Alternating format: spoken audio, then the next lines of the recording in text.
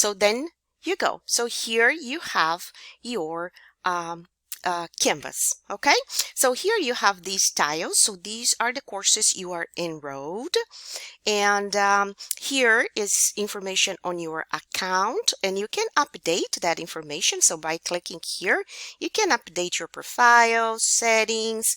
For example, if you come here, you can go to your profile and you can write your bio, which is very interesting and important because your teacher is going to read that and get to know you better.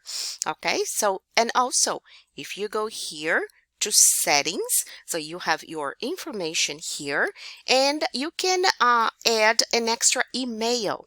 So then you're gonna receive, when your teacher messages you via Canvas, that email is also going to go to your personal email address. So you click here and then you add a personal email address. So you come here, register email.